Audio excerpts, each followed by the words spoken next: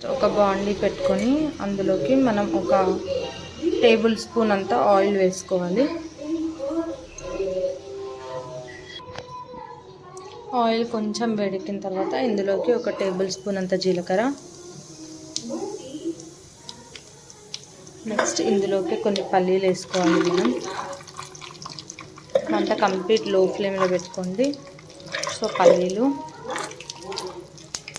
And next ఇందులోకి కొంచెం శనగపప్పు,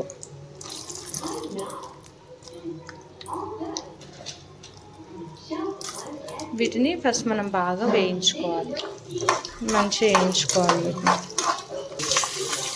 నెక్స్ట్ ఇందులోకి పచ్చిమిర్చి, చింతపండు, వెల్లుల్లి అండ్ కరివేపాకు వేసి కొంచెం మంచిగా కలపాలి. నెక్స్ట్ ఇందులో కావాల్సినంత కొబ్బరి, ఇందులోకి సరిపడా సాల్ట్, వీటన్నిటిని మనం మిక్సీ జార్లోకి ట్రాన్స్ఫర్ చేసుకుందాం. ఇప్పుడు ఇందులోకి మనం కొంచెం వాటర్ యాడ్ చేస్తూ అంటే మొత్తం ఫైన్ పేస్ట్లా కాకుండా కొంచెం బరకగా దీన్ని గ్రైండ్ చేసుకోవాలి.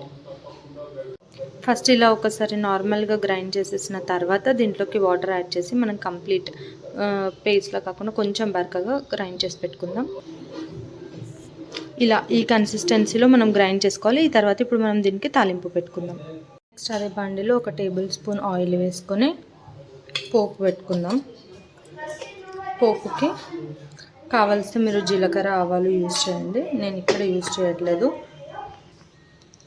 నూనె కొంచెం వేడెక్కిన తర్వాత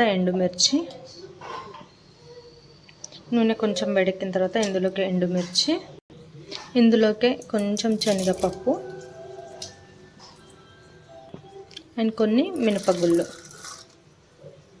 ఇవి కొంచెం వేగిన తర్వాత మనం ఇందులో కరివేపాకు వేసేసుకొని ఈ పోపుని మనం ఇంతవరకు చేసుకున్న చట్నీలోకి ట్రాన్స్ఫర్ చేసేద్దాం. ఇలా అన్నీ బాగా వేగిన తర్వాత దీన్ని మనం ఈ చట్నీలోకి ట్రాన్స్ఫర్ చేద్దాం. చూసారు కదా, ఇప్పుడు మనం దీన్ని మొత్తాన్ని ఒకసారి మంచిగా మిక్స్ చేసుకుంటే ఎంతో టేస్టీ పల్లి అండ్ కొబ్బరి చట్నీ రెడీ.